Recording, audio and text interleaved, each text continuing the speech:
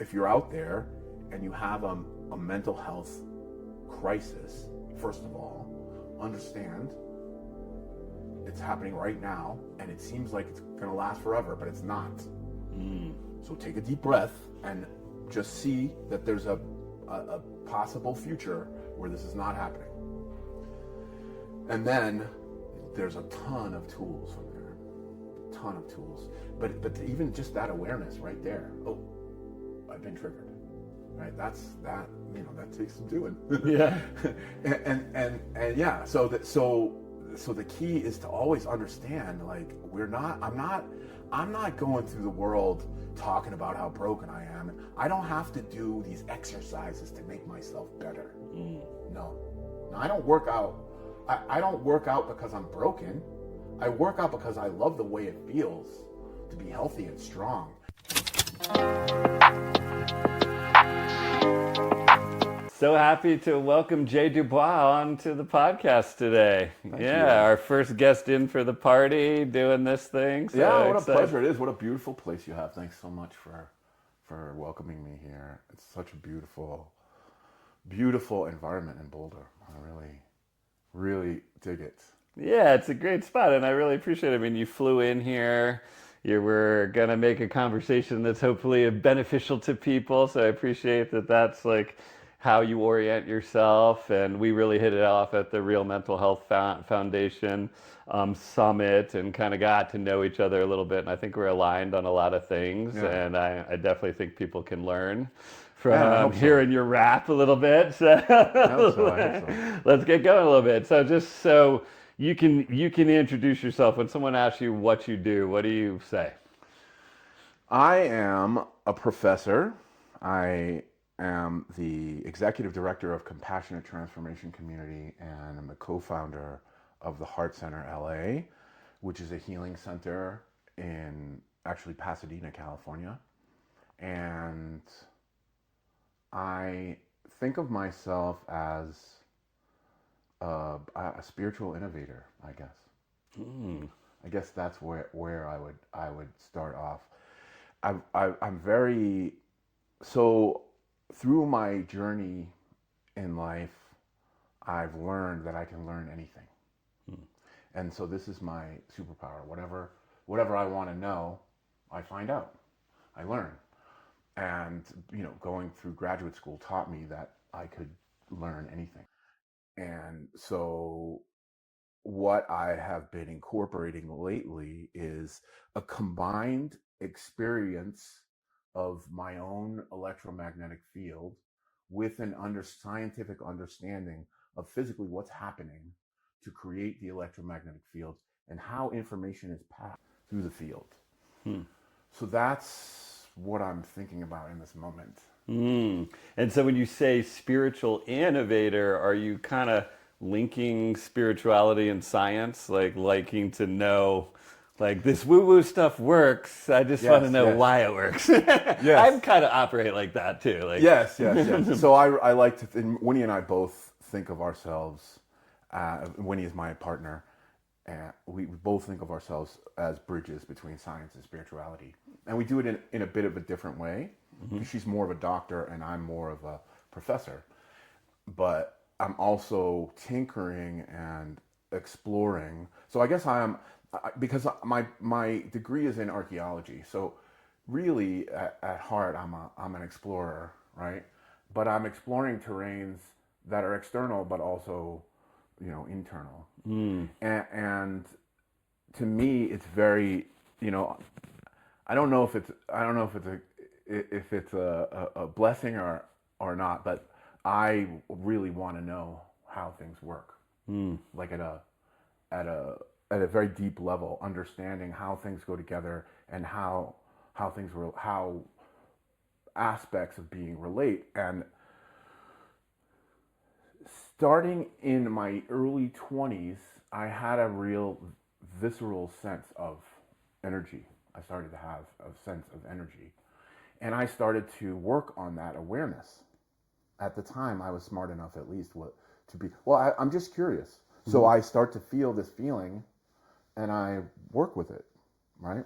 And then come later, a little later in life, I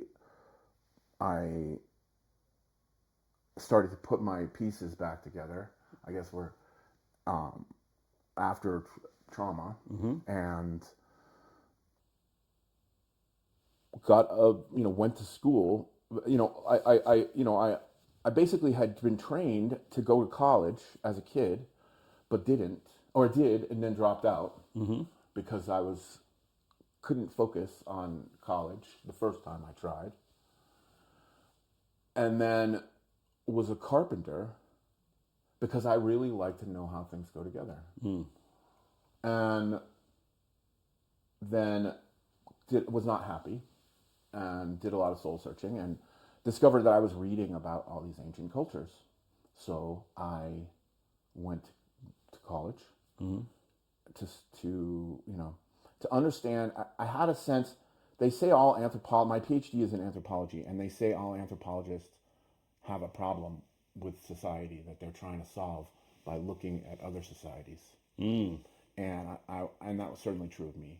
I ended up studying Peru. I ended up falling in love with Peru. I did some deep soul searching in this moment and went back to college for archaeology. Thought I would study the Maya.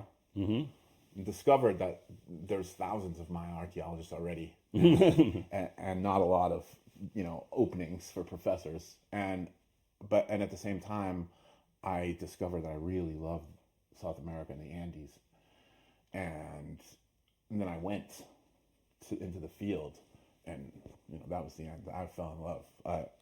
So you said you were talking about like you had a problem to solve, right? And you're Yeah, looking at this external culture. So yeah, kind of gets me a little to your probably how you generated your worldview, right? We had this pre-interview call and we talked about a lot of things, and there was an image that you mentioned to me of your relationship with your mom, and it was like, when I think back on that, I see a closed door. And I just thought that was very kind of just an artistic remembrance, and I'm wondering like how that, how you got your worldview starting from your time, growing up. yeah. Thank you so much for asking.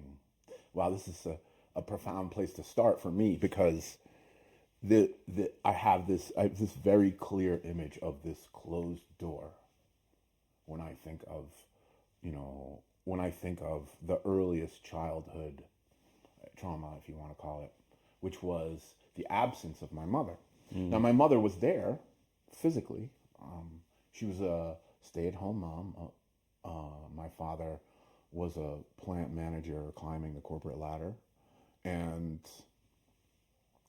but my mother had manic depression, and she would have these deep, long, depressive episodes, and and she would say that she was sick, and her door would be closed, and you couldn't go in there. You couldn't, and so I have this early feeling of absence, and this door is the symbol of that absence.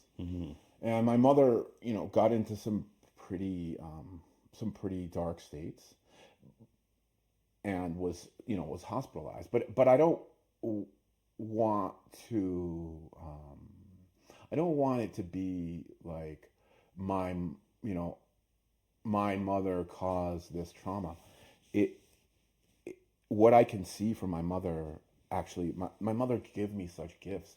She gave me this interest in spirituality, this curiosity in the deeper level of how things work, not just how things go together physically, how these two beams go together, but how how does the soul animate the body, and it's kind of these deep questions. I think the closed door was the source of a lot of anger and pain, though, when I was growing up. Right, it was the first thing that or it wasn't the first thing actually, but it was something that What do you think, like as a little kid, right? You don't have the perspective. Oh, my mother's going through something. All these things, right? right, of You're course, you're of just course, little. So, what do of you course. think, like you learned about yourself, or what did you tell yourself about that closed door, and how did that impact you, Well, your life? I'm the oldest of four from my original marriage, and then I have a brother who's I have another brother from my mother's second marriage, and and I learned how to take care of people. Okay. She needed somebody to help take care of all these kids. She was, she was, she was beyond her wits, like understanding how to keep everything going, and she needed help, and so I helped her. I learned to, like, my parents would. I have this early memory when we lived in North Carolina, so I would have been between 8 and 10, so by 8 years old. I think we had just moved there. My parents wanted to go on a date. They didn't know anybody, and I was old enough in their minds to take care of the other kids, and I did. And I remember they said they would be back at 7 or something, and it was 8, and I was standing in the door, freaking out, thinking about, well, I guess I can make SpaghettiOs, and I don't really know how I would feed my sister, who was like 2 or 3, 2, I think. Anyway, so I just learned. I learned to be independent, to entertain myself and do for myself, and also to take care of my siblings. And it's an interesting kind of thing because as a kid, you're probably noticing, well, I'm not really being taken care of in this moment the way that I kind of expect. Right. And now I'm tasked with taking care of people. Yeah. So that's kind of a wild thing. But, I think, and I appreciate you saying, like, I don't think any of us are trying to say, like, our mom did this. Like trauma happens, right? Like life happens. We all get this sort of experience in our family. Yeah. And it's really like, it's under the threat of death, right? As a little kid, you think like if you don't fit into your family the way that they need you to, they're the ones that feed and clothe you. And I don't even know how to make SpaghettiOs, Right. And so we all change and we all do that. And I just feel like this process that everybody's going through is like, realizing the adaptations we made as a kid and having the courage to like go against our nervous system a little bit to work through them, And if you think about the courage it took my parents at 19 to like start a life. Well, my father lost his hand in a car accident and and like my mother took care of him, and that's how they ended up together.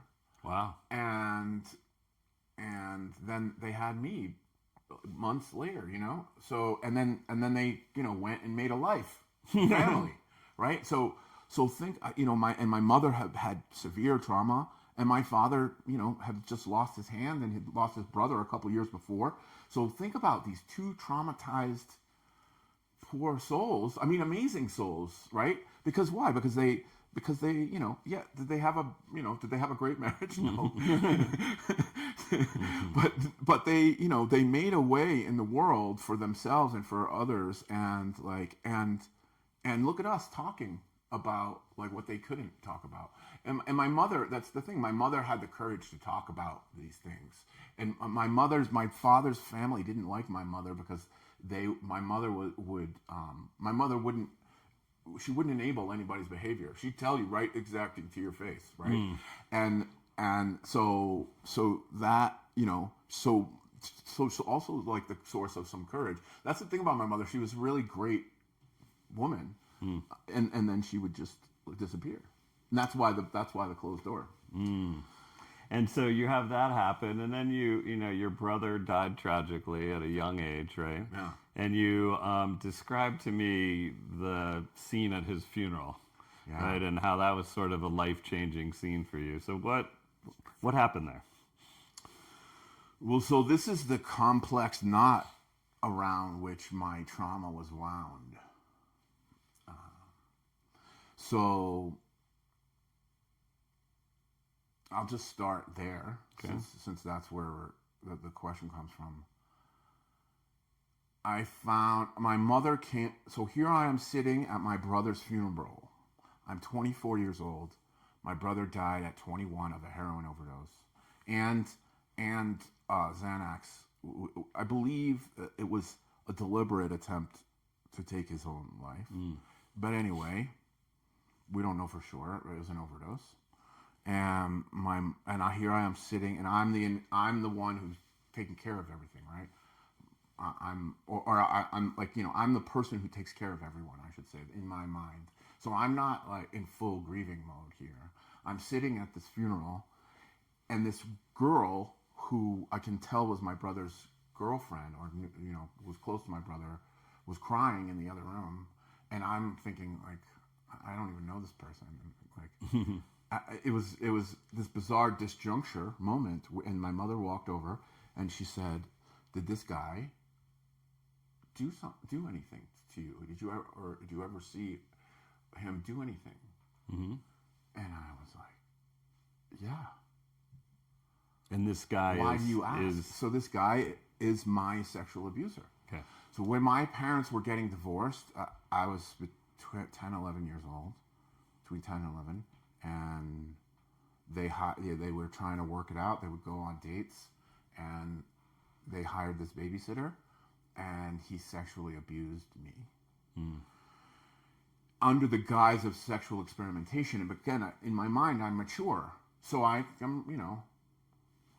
and I don't know. So anyway, but I didn't know or think that this was happening to my brother. Mm-hmm.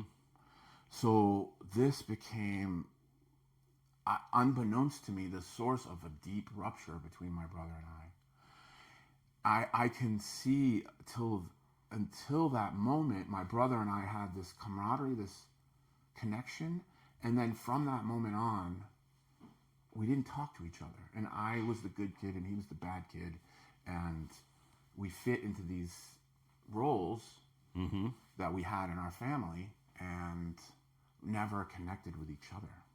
So it's interesting because it sounds like you get hoisted on this role of caretaker, of taking care of everybody at an inappropriate age for a kid. Right. And your brother probably identifies that. And sort of maybe, I don't know, I'm putting thoughts in his mind, but maybe there's some resentment that you didn't take care of him in that moment, even though you're 10, right? So you're not really sure. like it's supposed to do it. But all of a sudden, all these roles are at play, and everybody, these kids are kind of now figuring out how they got to operate, and now all of a sudden you're not doing the role as caretaking the family as a 10-year-old the best way possible, and that creates a rupture. It's amazing how these things start to play out. And there were times, the thing that killed me afterwards was there were times when I know that he tried to tell me, or he tried to talk to me, he tried to connect with me about it, and I never opened the door. That's what killed me, and so I took responsibility for him, for his death. I felt like it was my fault. So I went deep into whatever, getting high and getting drunk and erasing it, right, for years, for more than a decade. Yeah. and we talked, like when we were talking before, you used this, it was kind of like you spent years sort of gaslighting yourself that like what happened to you wasn't a big deal. Yeah. So how did you eventually turn it? I mean, obviously you've gone from just numbing out all the time to a different place. Yeah. How'd that all happen? Yeah, so I would attract these girlfriends who had much like worse stories than me. They had much more severe abuse, and so I got in the habit of thinking, and I was approachable, and I could talk, I could connect with a woman who had also been sexually abused, right?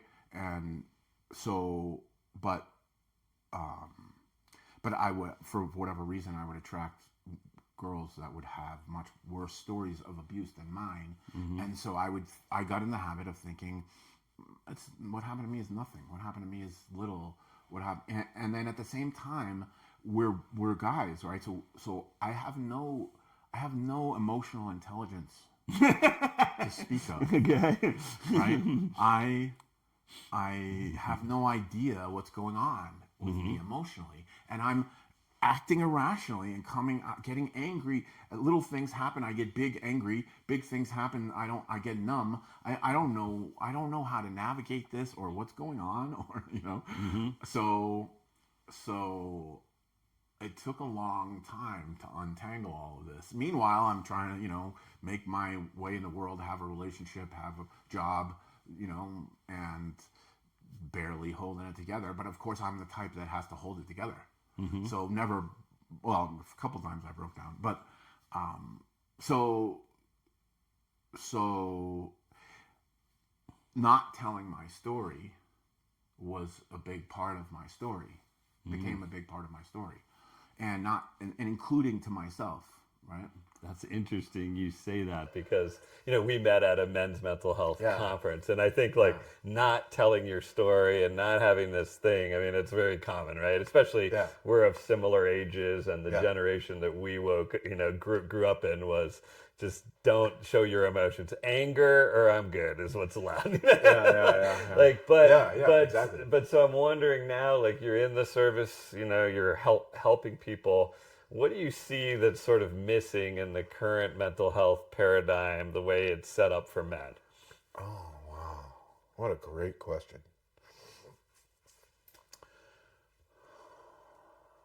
Well, okay. So I've given this a lot of thought, it turns out.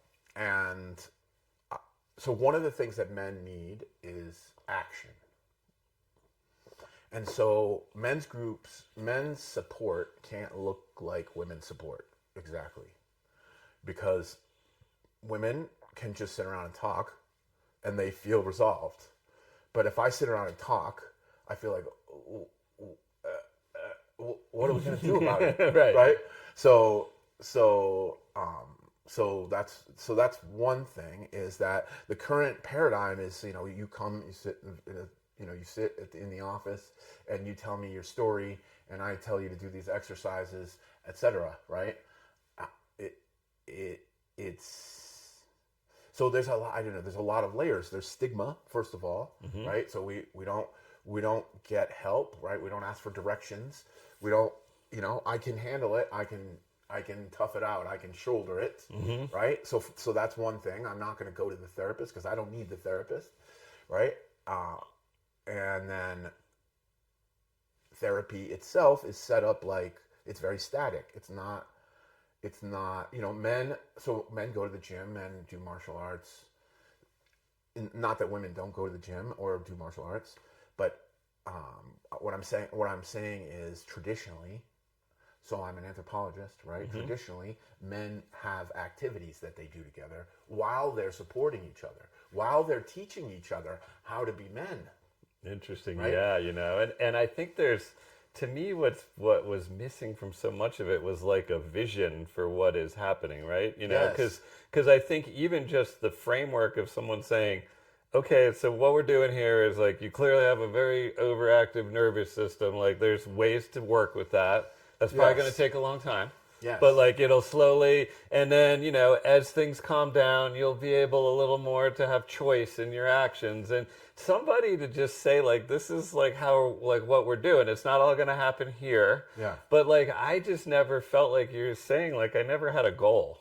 And really like one of the reasons why I started Neuro's journey is because I just like developed this I stumbled into a lot of things which I then researched and found that are actually kind of true, and I put business values around healing. Yes. And so I just said like once I determined that it was like, okay, what's happening is I'm not a shitty person. I had a brain injury. And you can work on a brain injury and you can train it and you can change your brain. So how do I achieve things in life? And I was like, well, in my business is I create value. So I said curiosity, courage, and action. And that every day I'm going to try to like engage in something in those things, either learning about, a modality or whatever, or myself, like what's happening with me, and curiosity, courage to sit and, talk about sexual abuse with a therapist, whatever. And then really the part that I think resonates with men is like action. Yes. I was like, this is just a system that had a lot of shitty inputs. Like now I get to put my own inputs in it. Yeah. So it makes little events kind of easier to do, right? Like, oh, that sauna is not just for me to relax. That actually is good for mental health, and that makes me a better dad, and all those things. So, I think like, at least in my experience, what works is show the men the general path so they know what they're engaging with. Yeah. And I think men's groups sort of do it almost accidentally, right? Because you have this support system, but you also have the experience of seeing your bros over time. Exactly. So this is what men do, right? What do men do? They hang out together. They go to the bar. They drink. They go hiking. They go whatever. They go fishing, right? So, and this is great. This is perfect. We don't want to change men and how they are. What we want to do is facilitate this becoming their mental health treatment, right? So that's why I fell in love with the real. I want to go here, but before I do, I just want to say I want to thank you for, before we move on, I want to thank you for this framing of my brain is broken, or my nervous system is broken, or however you put it, because you know, of course I know, like, of course I used to be a very judgmental person, right? And I've had to work on that a lot because it poisons me ultimately, right? And and so I didn't know that there was still room for me to give myself more space. But when I heard you say, and then heard you say, you know, I had a brain injury, and then Winnie picked it up and she said, yeah, Jay, you have a brain injury, right? And I was like, a brain injury? Yeah. Like if I go to the doctor and I say I have a knee injury, then he gives me a treatment for my knee, right? And he might actually look at your knee. Which like no psychiatrists look at your brain, which is weird.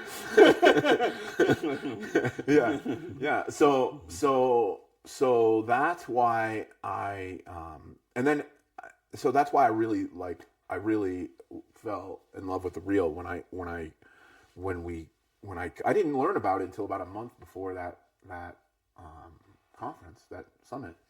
And as soon as I heard about it, I thought, we got to do this. This is perfect, right? Because again, it's yes, we're sitting around talking about it, and we're doing something about it, right? We're bringing investors in the room, and we're thinking about like how we can address these problems and make money, right?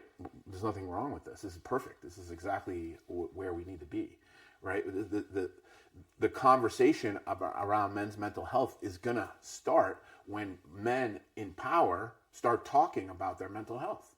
Yeah, absolutely. And, you know, it's an interesting thing because in the kind of cultural context of what's happened, you know, where it feels like men's mental health is bubbling up more, like the real is an instance. I see it more talked about. Yeah. But it's also coming in this background of everything with Epstein and, you know, and Me Too and all this concept of privilege. And so, you know, you can feel as a white man who's made some, I mean, I've been privileged. So like, oh, am I still a person? Like, do I, you know, I'm privileged, but I was also raped, you know, like that kind of thing. But I think, you know, it can make you feel a little of this, you know, especially you've been told your whole life to man up and deal with it.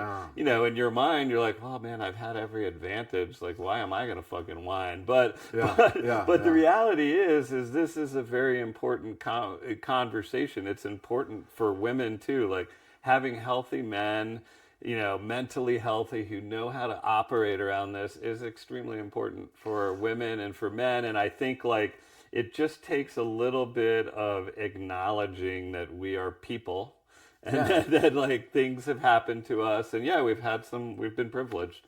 And I've also have things to deal with. And if I deal with them, I can just impact the whole in a better way, right?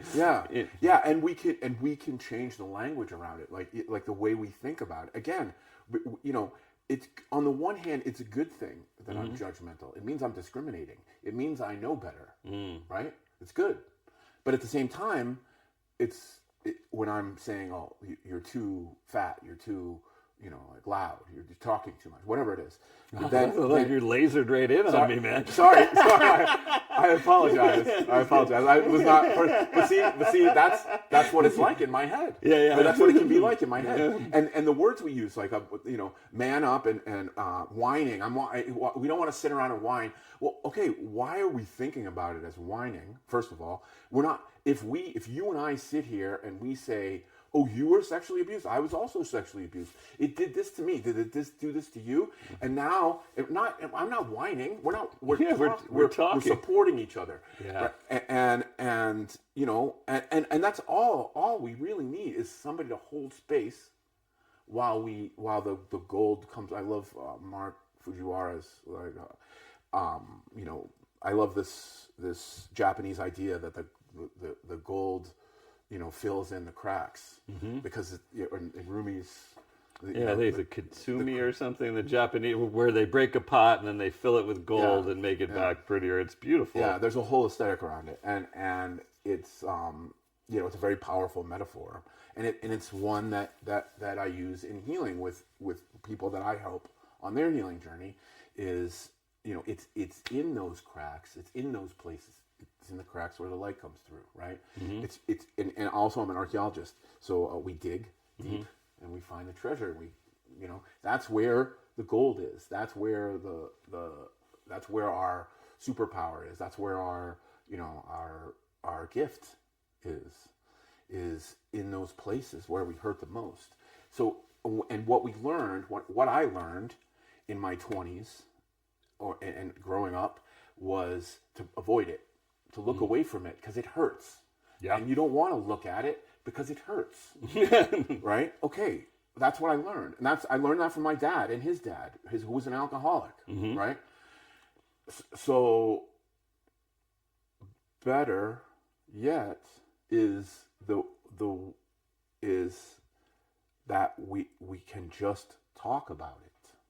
You know, it's interesting because I like that you brought up this term. We both said whining or whatever. Yeah, Maybe I said it, and I think there, you know, that like shows a lot about our like cultural, like what we've been programmed with. Exactly. But you know, and so I think that there's a frame, and one of the things that I like about the hero's journey as a framework, and why I call this thing the Neuro's journey is it gives men an opportunity. So instead of us, we could frame that, we're whining about our past, or we could say, like, we're talking about the roots of our hero's journey. Like, these are the things that we overcame. And it feels a little more masculine, right? Like, oh, we're the hero of this story. Yes. And so then I think there's just such an opportunity to reframe that discussion, and men need, you know, like there's less opportunities to be hero, you know, like my dad landed on Normandy Beach, right? Like that's not happening for me and my sort of thing. But, you know, like honestly, I frame around this that like dealing with the things that I had to deal with growing up and sitting through that discomfort, which is basically all this game is sitting through discomfort enough to get what you want on the other side. Basically, right? You know, and if you can frame that as like, I'm doing that as part of this hero's quest to serve my family, then all of a sudden, it's a lot more, you know, when you're in that men's group, it doesn't feel like whining. It feels like helping Jay become the hero that he is of his own story, and that our hero's journeys twine. Yes. You know, and there's a real opportunity to just reframe this towards men so that they can feel engaged in this process. Yeah, that's exactly what I love about what we're doing right now. We're doing it right now. We're changing the conversation. And that's why the reel was so impressive to me. Not because it exists, but because when I got in the room, I met you and at least 5 other guys that I could tell my story to, look them in the eye, and hear their story and receive them, and like have these deep bonds in one day. That was a powerful experience. Yeah, and that is possible. When we create, so here's what hanging out at the bar lacks is intention. Yep. Right. We get together in, you know, with the express, you know, intention of supporting each other in our healing journey, becoming the hero of our journey. Yep. And how do you become the hero of your journey? Well, it takes, you know, it's a journey of 10,000 steps. You got to file this edge and, you know, work on this tendency. And, you know, you and I both used breathing at the beginning of this to calm our nervous system. That's an essential practice. Did you learn it in school? No, Neither did I. Yeah. Why didn't we? Right? and this is the thing, we don't have a language around our nervous system regulation, and that's, I take it even farther, because again, I have sensitivity to my electromagnetic field, and now we're discovering all of these measurements that are actually that of what's actually happening in our fields. Mm-hmm. And so that's why that research is such an important component of what I'm doing and what we're doing at the Heart Center and at Compassionate Transformation, because we're working with, because we want to. So on the one hand, it's a no-brainer, right? Men's groups are gonna improve mental health, right? Mm-hmm. But we're gonna measure it, and we're gonna add nature, because nature has been shown to lower depression, Mm-hmm. to lower anxiety, to lower blood pressure, to increase connectedness. All of this, there's all this data out, Mm-hmm. and we've always known, right? But at the same time, we go for a walk together in nature, and we support each other. We change the language for these guys in this group, and watch the mental health. So first of all, we're going to use self-reporting psychological scores, which is the standard practice. But then on top of that, because of somebody I met at the Real, I've always been interested in electromagnetic fields, but I met someone named Guillaume Trivet, who is doing shooting electromagnetic pulse, shooting infrared pulses into people's brains and nervous system, into people's brains and guts, Mm-hmm. with a band on their head, to alter to reverse neurodegenerative disease. Mm-hmm. And my father currently has Parkinson's. Mm-hmm. So I feel like that they have Parkinson's, Alzheimer's, all of this at a very high rate, because they had got their nervous system jangled and no system for regulation for it. Brown so liquor. Now they can just what's that? Brown liquor was the regulation system. Exactly. And so what you're researching specifically is you're going to take a camera that is going to measure biophoton emission. Yeah. And then you're doing it after people walk in nature, and also with calligraphy. Are they separate? So the two different studies that we're Okay. doing. So we're doing the men's mental health walks in nature. Mm-hmm. We're gonna take a photo of their biophoton emissions, or actually a series of photos, because they're being emitted at a rate, and so you want to measure, Mm-hmm. right? And before the walk and after the walk, and it's going to start January 15th. And do you still have, like, if people want to be involved, can they get in touch with you and be part of the study? Absolutely. Okay. So we'll put in the show notes all your contact info, but it would start in Los Angeles. It'll be in Los Angeles on January 15th, and we'll have information at Compassionate Transfer. Lovect.net is the website of Compassionate Transformation Community. And so just a little bit about biophoton emissions and why it's important scientifically, I think. Mm-hmm. And also it ties in with Chinese medicine, which is another passion. My partner's Chinese, and she's a Chinese medicine practitioner, and they have this concept of qi. Mm-hmm. And I've been telling you, during this interview, that I can feel it since I was in my 20s. Mm-hmm. That I can feel it there. I'm sensitive to it, right? And so it turns out, of course, that Chinese people have been studying this for thousands of years and have codified it, and they have this concept of qi flowing through the body. Mm-hmm. So it turns out that biophotons are emitted most heavily in blood. Mm. And so there's a lot of biophoton emissions in our hands. Okay. And so there's this discovery of biophoton emissions, mm-hmm. and a little bit about those. We're always emitting them, mm-hmm. and we actually emit more when we're under stress, but they're dysregulated. The pattern is irregular, and so we're just basically shooting light out. We're leaking life force. And the goal is coherence. The goal is coherence. So when we're calm, when we're relaxed, when we're in flow state, our biophoton emission is regular. And so we want to measure the coherence of people's biophoton emissions before and after. And ultimately, I would like to study. I'm pretty confident that we can find that chi flow. We can actually see the chi flow in the body by measuring biophoton emissions. Interesting. A couple of things kind of arise. When we were talking before about we all come into this life and we get tarnished, we get all this armor from our family situation, and it's our goal to kind of just uncover that and really become our real selves. I think it really is coherence, right? We're trying to get back with ourselves, back to who we really are. And then you're actually able to measure them scientifically.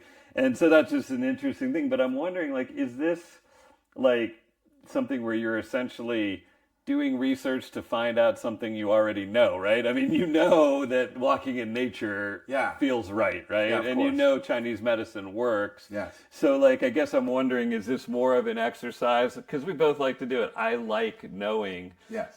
So Winnie, your wife, yes. she did a frequency reading on me, and she prescribed me chanting.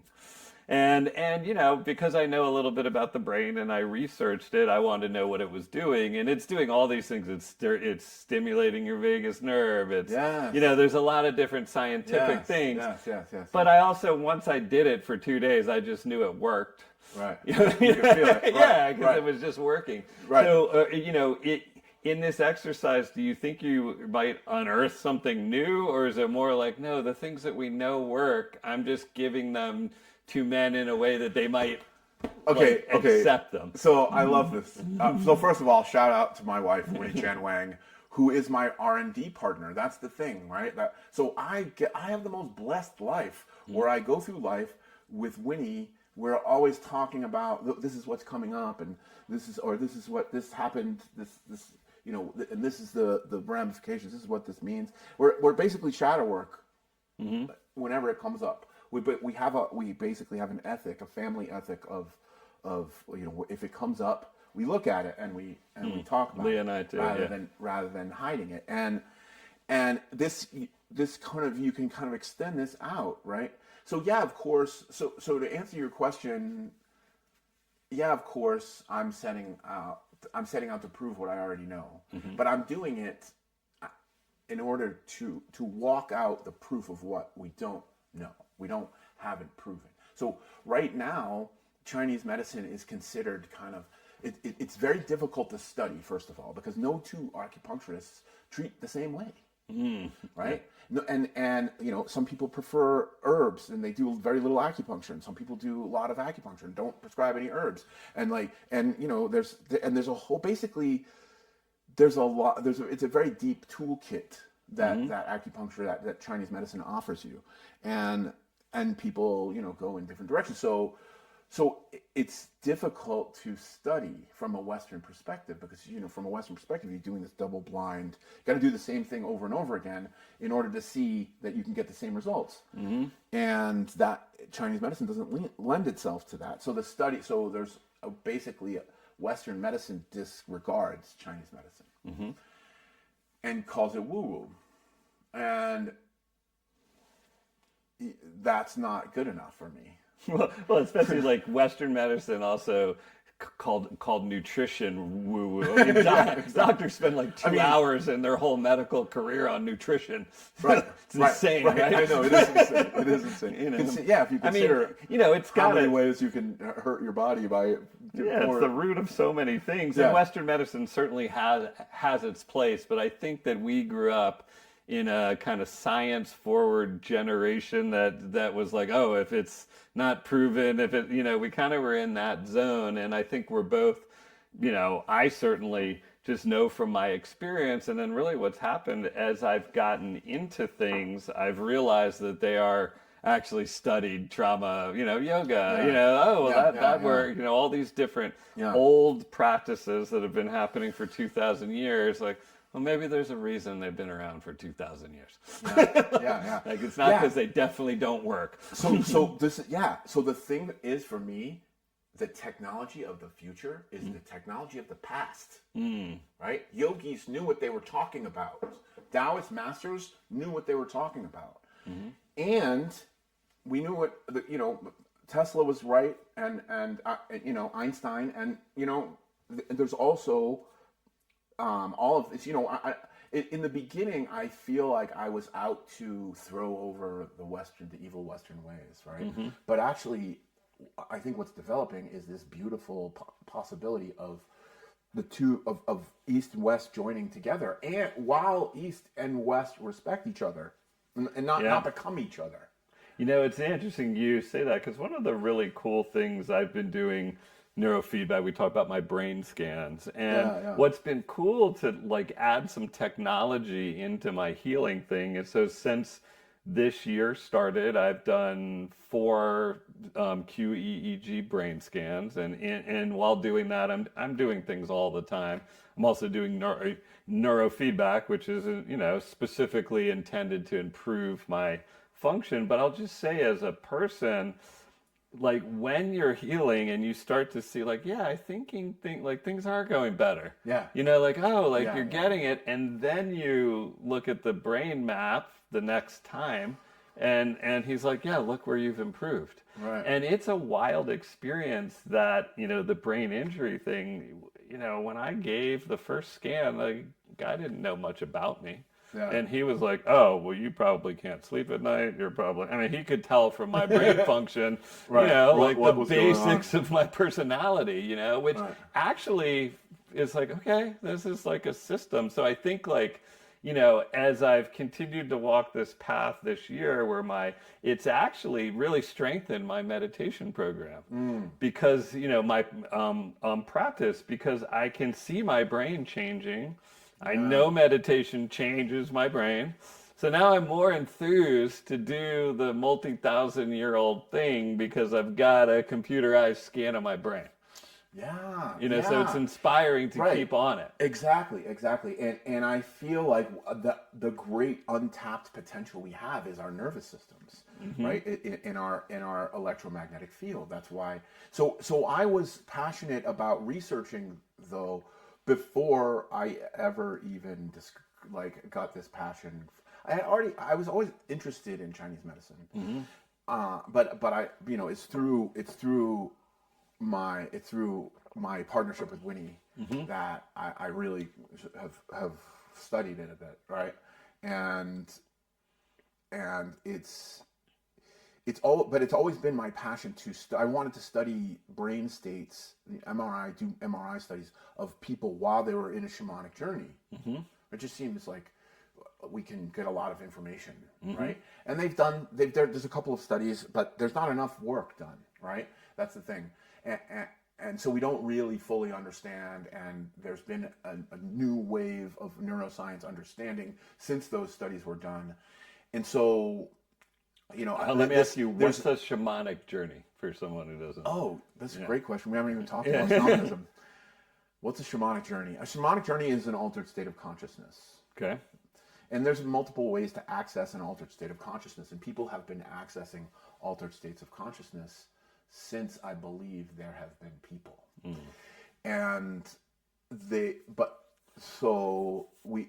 way that we normally associate this in our society is plant medicine, right? So you take some ayahuasca, some mushrooms, and it alters your consciousness chemically, right? But you can access then altered state of consciousness, and people have, again, for hundreds of thousands of years, through repetitive movement or a repetitive drum beat. You can just beat a drum at this pace. Is that pace specific to it? Like, yes, you need it to be at that? It is that. It's because why? Because it aligned. Well, and this is the theory that Michael Harner gave, but later neuroscientists don't think it's true. But anyway, it aligns with the theta state of your brain. But anyway, whatever the reason is, through this particular rhythm is easy easier to access an altered state of consciousness. Not everybody has success, and it's certainly not the first time. And so if you do one of these longer breath works, right? Where Yeah. I've done them for 45 minutes, Yeah. right? You're definitely That's another way. So that's a altering your breath shamanic pattern. journey. That is a shamanic journey. Got it. What So happens, basically, it's just the tool of an altered state is shamanism. No. Okay. No. Good question. Thank you. So the difference is intention and learning and understanding, right? Okay. So a shaman is trained to be an explorer of the altered state of consciousness and to go into it with an intention. And often a self-directed intention towards healing is often the way to do it, is the way we do it. Although, there are shamans who operate, in a sort of darker way. But so one of the things that happens with trauma a lot, for example, is soul loss. So when I just underwent a treatment with this client actually who had this radical result. So when trauma happens, a part of your soul can often split off, especially if you're unsupported in the trauma, right? That looks like a coping pattern, right? But what happens is there's part of you, this part that was bringing something to your personality that basically checks out, like gets cut off, breaks off. Okay. Often it decides that you're better off without it. But it turns out it's always something that was important that you need. It's important, it's you, and we all get to be whole. And so I'm trained as a shaman. So this is one of the techniques that I use. I'm trained to go retrieve this part and bring it back to the person. And I just had a client recently who started to change his behavior after one of these sessions, right? And of course, healing is a lifetime journey, and there are multiple techniques. I also use Tao calligraphy, which is very powerful. It's basically a portal to higher frequency energy, and you can tap into that energy through the calligraphy, and so it's like an amplifier. So basically, that's what I do. That's who I am. I walk around and that's a cool tool for nervous system regulation. That's a cool tool for visiting an altered state of consciousness. But so the difference between just doing some plant medicine and shamanic practice is focused intention on healing and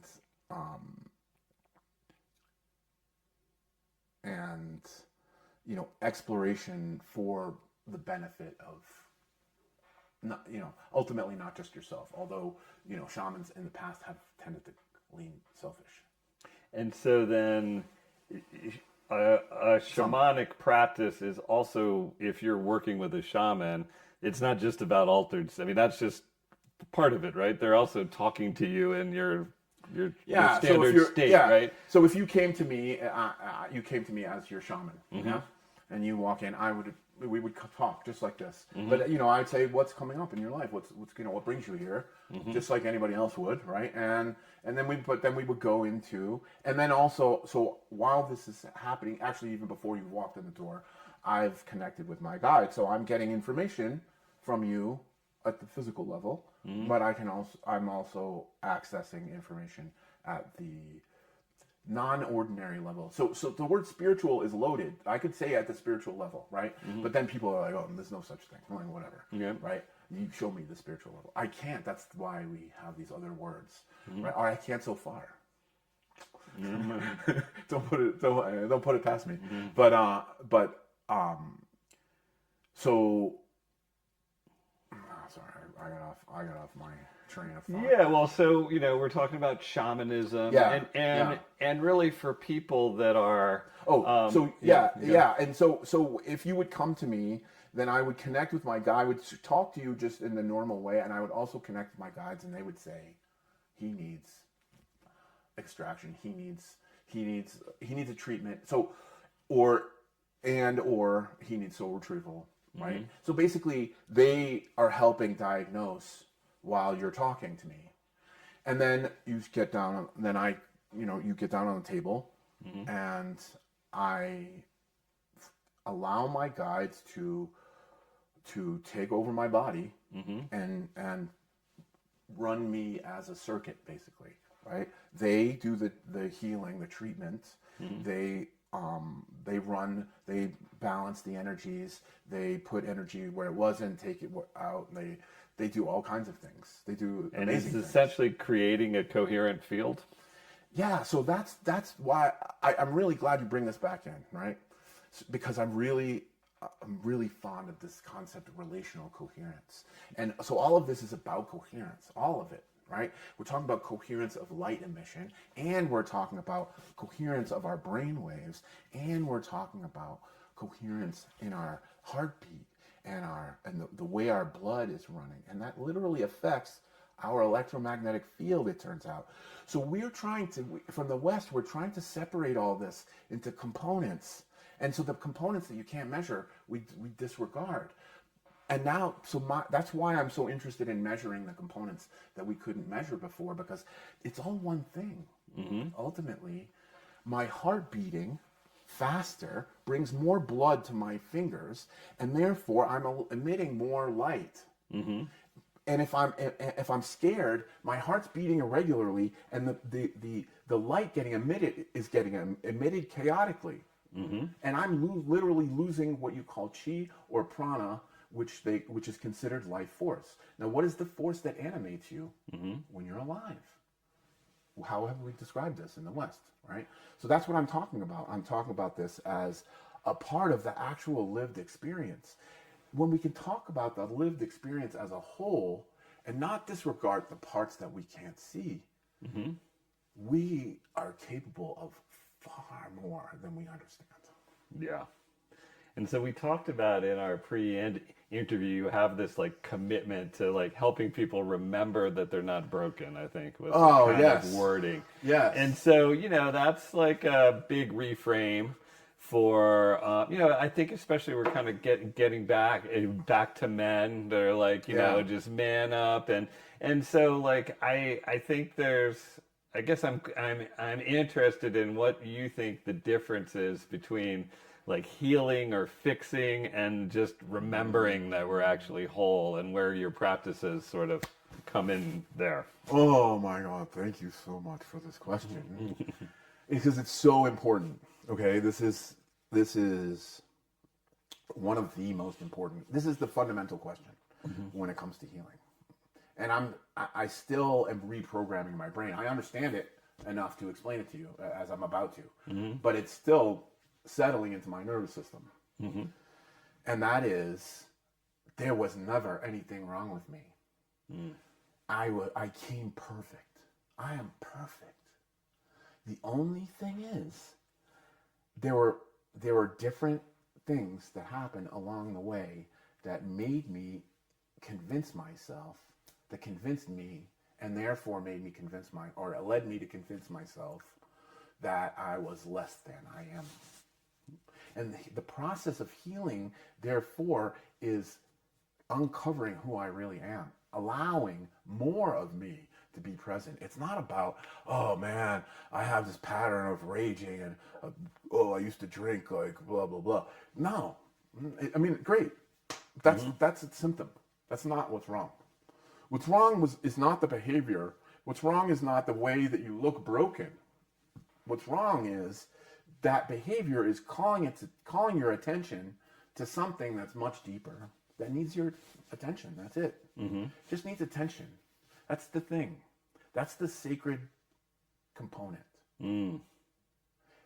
Notice how actively Google knows. Facebook knows. Yeah? It is the key ingredient, our attention. And it has such power. And we undercut our power all the time by paying attention to things that are flashy and, like passing, but not enriching us. And actually sometimes are, separating us from ourselves. So so so this question is essential. We are not broken, right? If you're out there and you have a mental health crisis, first of all, understand it's happening right now and it seems like it's going to last forever, but it's not. So take a deep breath and just see that there's a possible future where this is not happening. And then there's a ton of tools from there, a ton of tools. But even just that awareness right there. Oh, I've been triggered. Right? That takes some doing. Yeah. and yeah. So the key is to always understand, like, I'm not going through the world talking about how broken I am, and I don't have to do these exercises to make myself better. No, I don't work out. I don't work out because I'm broken. I work out because I love the way it feels to be healthy and strong and capable, and know that I'm 55 and I can out climb and whatever, my 20-year-old self. Never mind anybody else. That's the other thing is, competition is healthy. You should compete with yourself. The old version of yourself. And I think the old version of yourself. It kind of ties into what we were talking about earlier. If we believe that we're on this hero's journey, right? Yeah. And so that's a journey forever, right? It's like until the day you die, and instead of feeling, I love this framing. Instead of feeling broken, right? Yeah. This is the time when I'm going through the things that makes me the hero.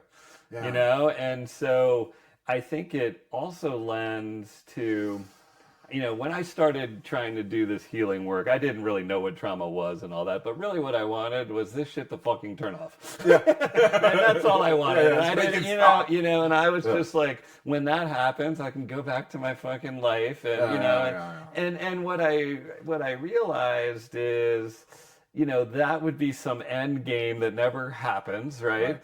And really, like the gains that I've made that are substantial, like my nervous system has calmed down a lot, is really about a process for living. Yeah. Not like some state that I've gotten to. If I stop doing things, I will not feel good. Right. It's not like I heal the cut where it's like, okay, the cut is healed and I never have to do anything on this again. No, I need to, it's like working out. And I think it's like an inspirational thing to say, like, we're all in this together. If we can identify that each other's like, oh, I know what that's like. Like, I was there before, and here's John. He's made so much progress. Like, he's got something for you, and we can all help each other out. And, I do think there's this tension between, well, I'm broken, like, am I healed, and do I still need to, like, do things? And I think, like, I think that's more like more like a philosophical thing, because what happens is, as you get closer to feeling better, you want to do those things. Yeah, exactly. That's the thing. It's like, the alcoholic needs to know that you can get sober. Mm-hmm. Yeah. That's all you want them to focus on for that moment. Right. But then 10 years later, 20 years later, is that it? Or like, so that's the thing, is like, we're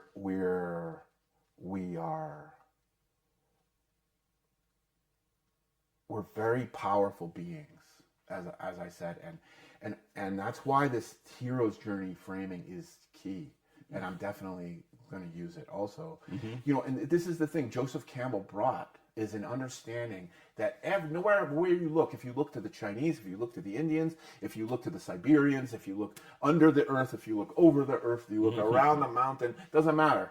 People all have this hero's journey built into their system. And I was, 7 years old, sitting in the theater.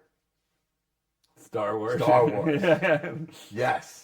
Right? Yes. It was all I can remember was how amazing this was.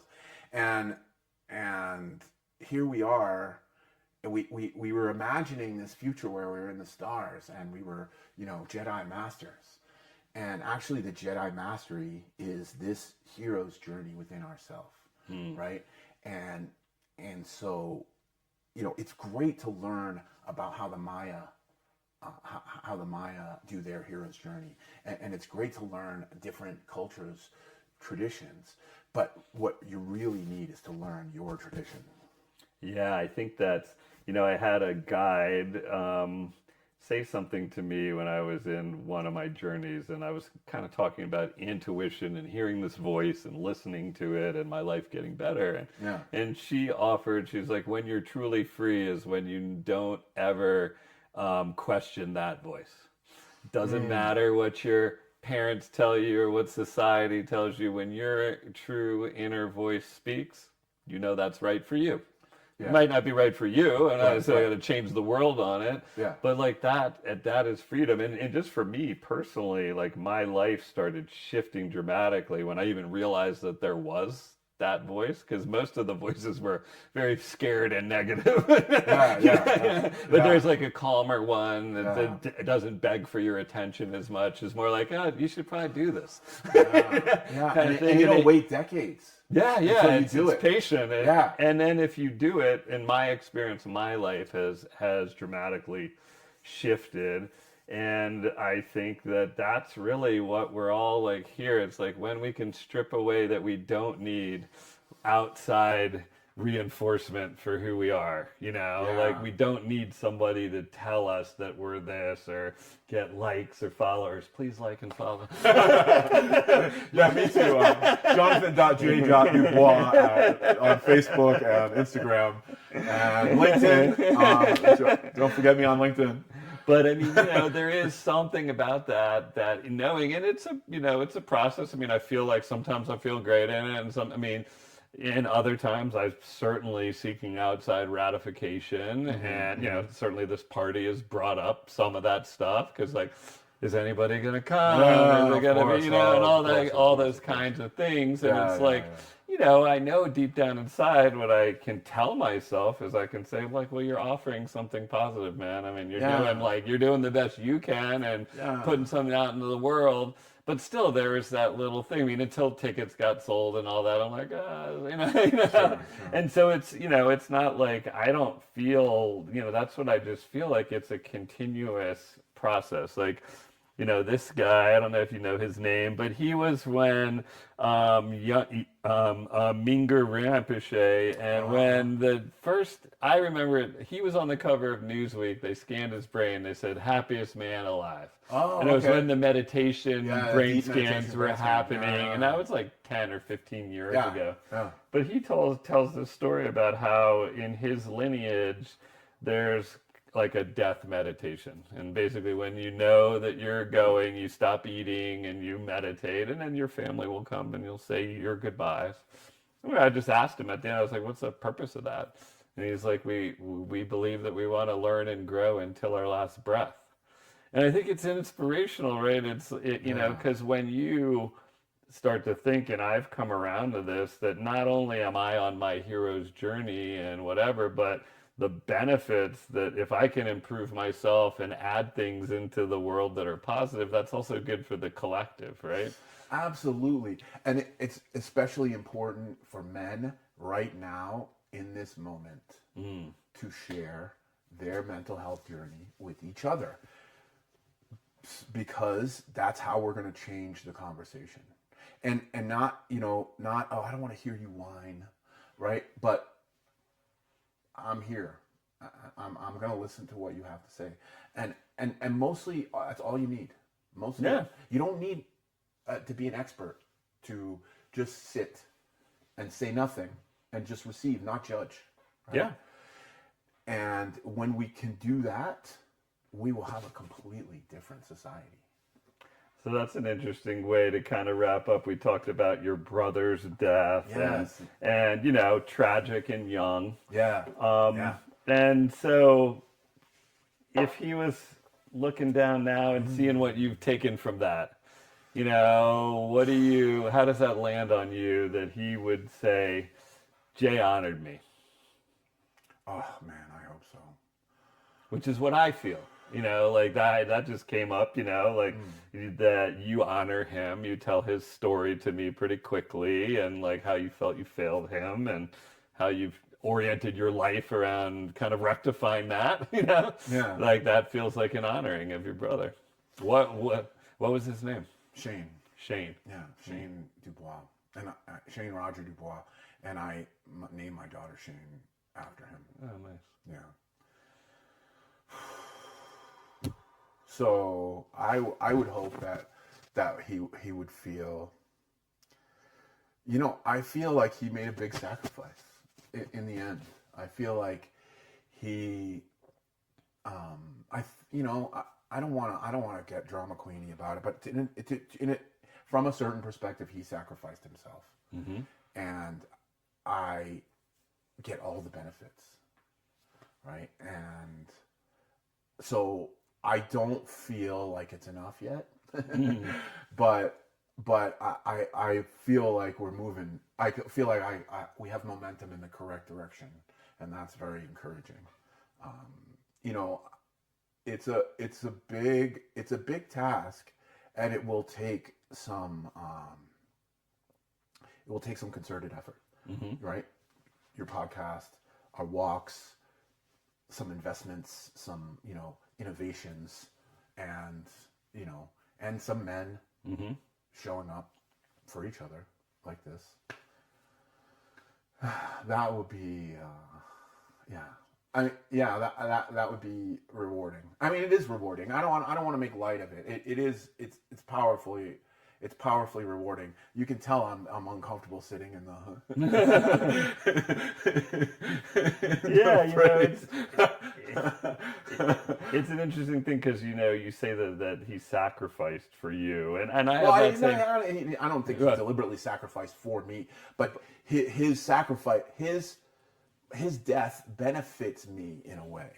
Right, but so it's interesting. I think we come from such an individualistic culture, right? Yeah. And your wife is Chinese, so you see Yeah. a different culture on that front. Yeah. But Yeah. I think in some senses, I'm really a lot more tapped into that. Like I'm part of a lineage, and so your brother's part of your lineage, right? And what you're doing now is your souls are intertwined. You're related to him. Yes. So, maybe his purpose was to like be here so that you could have this experience. Yeah, that's kind of how I feel. That's why I feel like it's a serious, obligation. It's not, and I don't feel like it's done yet. Mm-hmm. Right? It's not time to rest at all. I guess that's what I'm trying to say. Yeah. It's time to like use the little momentum we have so far and build on it. Yeah, absolutely. Yeah. Well, we'll put all the ways to contact you if you're in LA. Yeah. Jay and Winnie both. Yeah. We have this 7 a.m. practice every day. Oh, nice. Where and it's on Zoom, Mm-hmm. so you can join from anywhere in the world.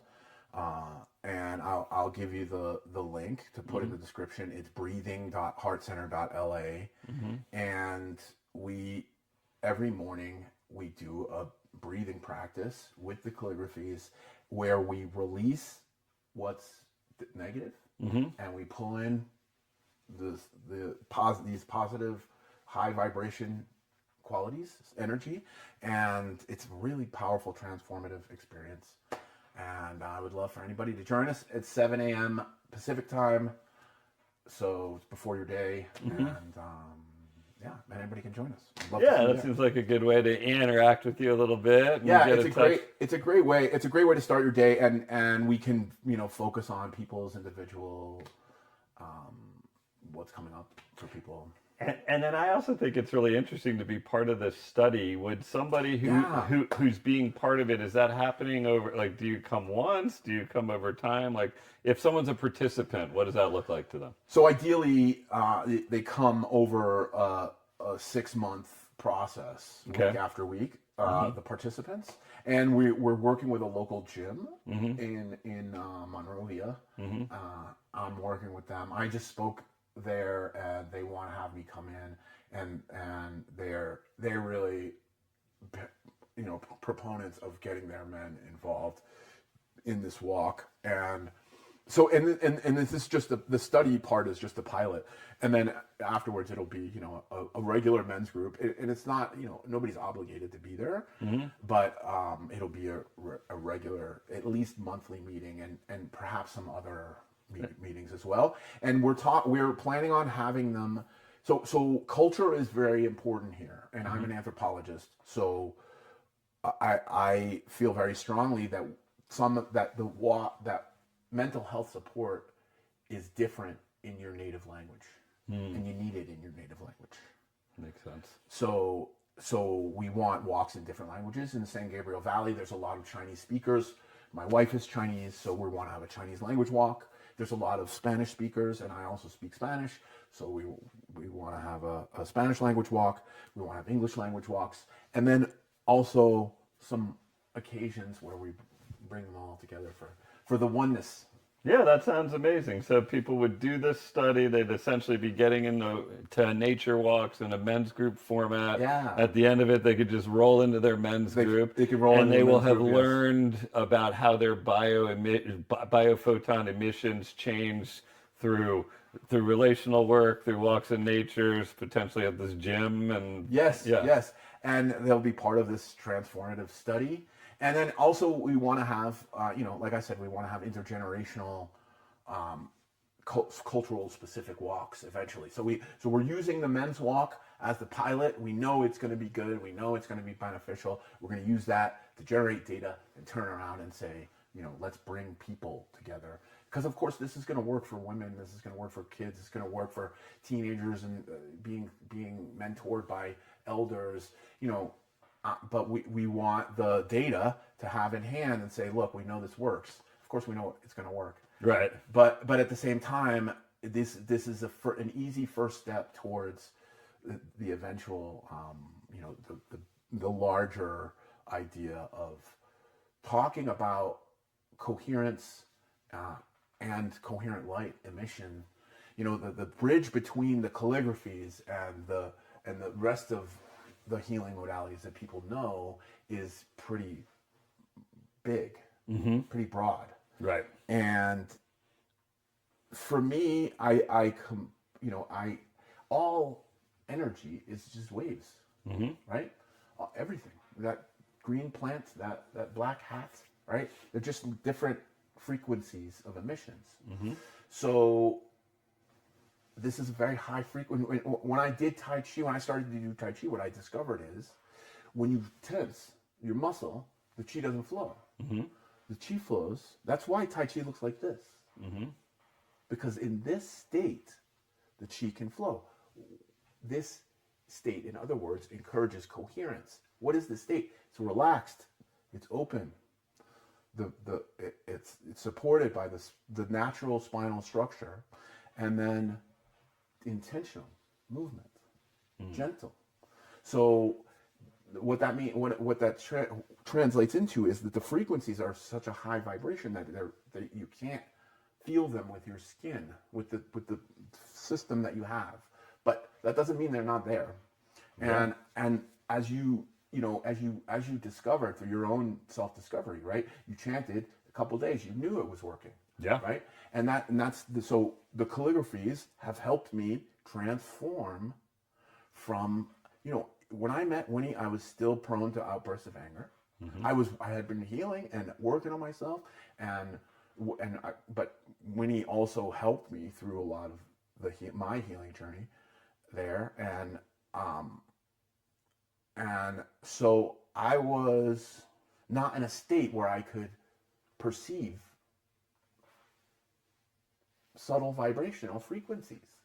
So for me, the calligraphies are easy to understand. It's just a higher vibration frequency. So it's difficult for me to feel, but I have a third eye that I've trained through accessing altered states of consciousness repeatedly for years. And so I can, so this other layer of information is available to me. I can see powerful light coming through the calligraphies. So it basically boosts the healing that I've been doing. And it has, the biggest evidence of this is in my relationship with Winnie. There was a lot of we're not the same person, and there were a lot of cultural differences, and there was some conflict in our relationship, and we have the most. I don't want to say it's boring. It's not boring at all, but it's undramatic. Well, relationship at this point. Yeah, that's amazing, and you can see it when you all are together. It's easy to see the love and affection you have for each other. You don't need a biophoton emission device to notice that. That's just obvious. And it sounds like there's a lot of cool things that people can get exposed to at your center. They'll know how to do it. Thank you so much for being here. Thank you so much for having me. And thanks for coming out. I appreciate you, brother. Thank you. All right. Thank you so much for joining the Neuro's Journey podcast. If this episode landed, share it with someone who needs to hear it. The real medicine is in the connection, and this community only grows when we reach for each other.